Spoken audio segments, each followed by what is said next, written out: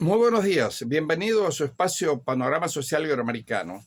que se transmite diariamente por su canal 24 Horas Noticias de Televisión, en sus ediciones especiales en idioma español, dirigidos a Iberoamérica, el Caribe, Estados Unidos en la costa este y Europa Occidental. Venezuela ha sido un país con una evolución constitucional y política muy sui generis, casi totalmente distinta a cómo han venido evolucionando el resto de los países de la Comunidad Interamericana de Naciones. A pesar de que en Venezuela, en 1810, nacen todos los procesos políticos que irradiaron posteriormente la insurgencia contra el régimen español en la América Hispana. Venezuela fue la cuna de la efervescencia donde se desarrollaron los acontecimientos que sirvieron de leitmotiv para que el resto de las naciones americanas iniciaron los procesos independentistas de España. De tal manera que nuestro país ha sido, en su corta vida política y republicana, un país muy fecundo en materia constitucional. Hemos tenido 16 reformas constitucionales, unas 7 constituciones originales y un estatuto electoral. A lo largo de todo ese proceso del siglo XIX, con las oligarquías liberal y conservadora, y que duraron cada una 40 años, son ciclos de 40 años, Venezuela fue tratando de convertirse en un país como república, con un sistema federal de gobierno que se instaura a partir de la Constitución de 1864 de la Convención de Valencia, dirigida por Antonio Locadio Guzmán. Y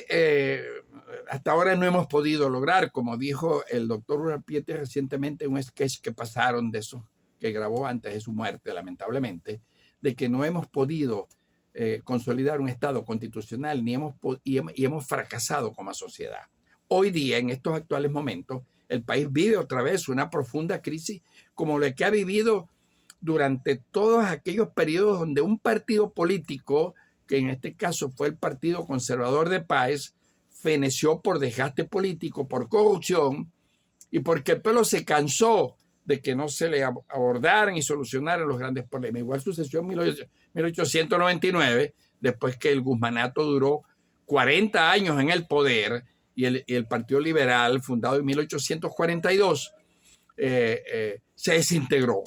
En 1829 había una división política y un desgaste de los liberales después de 40 años en el poder, y se dividieron en liberales anduesistas, mochistas, guzmancistas, andradistas, rojas paulistas, y terminó como han terminado todos esos gobiernos autoritarios y de constante repetición en la transmisión del poder, y así le ocurrió, aparecieron los andinos, y así ocurrió en 1999, cuando tras 40 años de imperar en el país una llamada democracia representativa, se fue por el barranco la historia, a través de un desastre político en que culminó esa democracia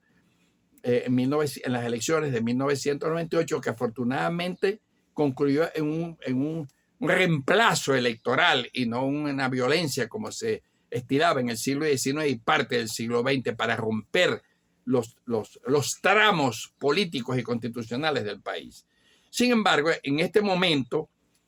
cuando a 24 años de haberse instalado en el poder una forma distinta de gobernar, que es la revolución bolivariana, y el proyecto político del presidente Chávez, está ocurriendo lo mismo. Ya la actual revolución bolivariana tiene 24 años en el poder y está atravesando una profunda crisis política interna en el Partido Socialista Unido de Venezuela. Todos sabemos y todos estamos al tanto del desgaste político ante los errores que, como todos los gobiernos anteriores, cometieron desde el poder, de no dar respuesta política a los grandes problemas sociales de infraestructura, de servicio público, de poner a la gente a vivir mejor, y ahí está el resultado. El músculo electoral del PSUV está afectado severamente. Los partidos que nacen a raíz de la muerte del presidente Gómez prácticamente desaparecieron con la presencia del presidente Chávez en el poder. Acción Democrática desapareció, COPEI no existe, unos grupos que trataron de convertirse en partidos políticos como Primero Justicia y 20 y todas estas pequeñas organizaciones fracasaron y terminaron con lo que estamos viendo ahorita, que el reemplazo generacional que eran ellos se corrompieron brutalmente, aún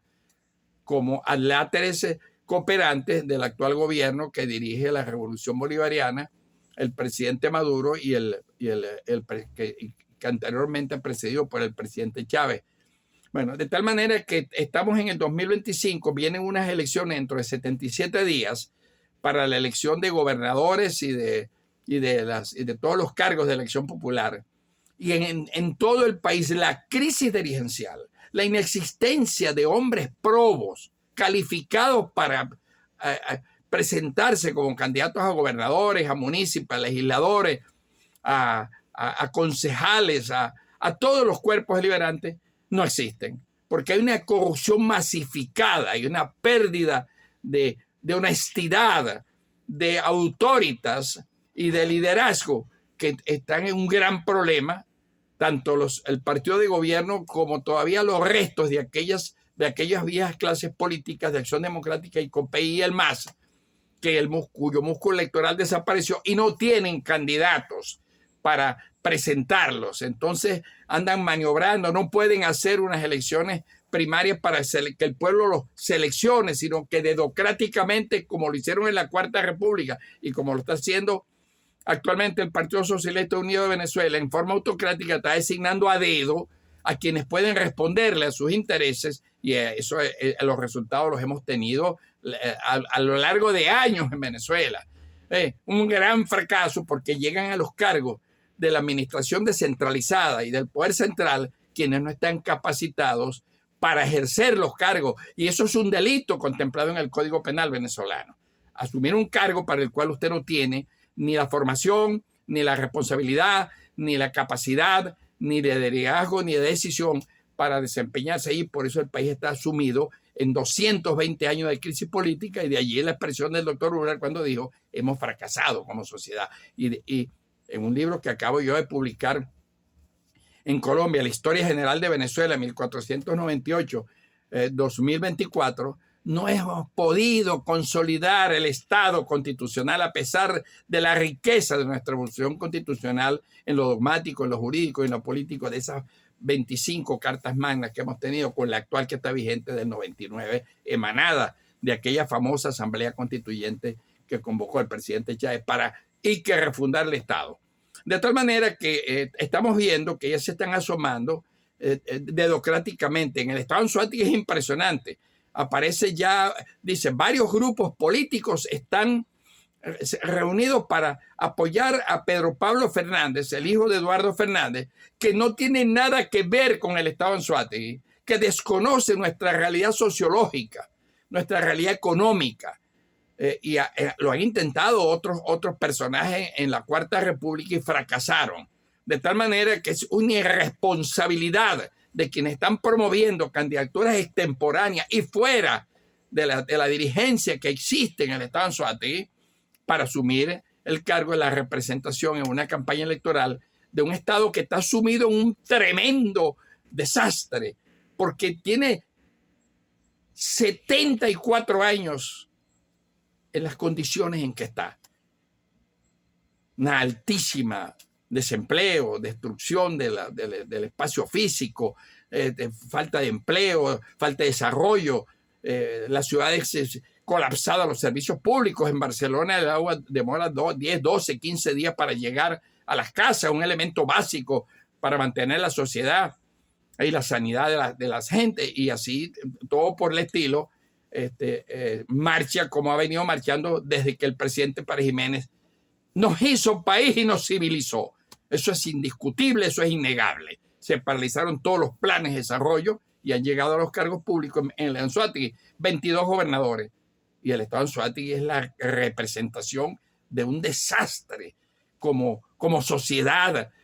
con el potencial agroeconómico, el potencial energético, el potencial geopolítico, geográfico que tiene esta comunidad de Anzoátegui. Entonces, traer una persona que no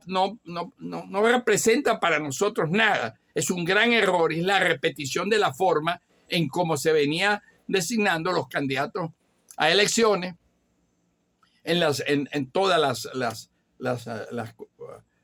los periodos electorales anteriores. Aquí se eligieron gobernadores como el profesor que fue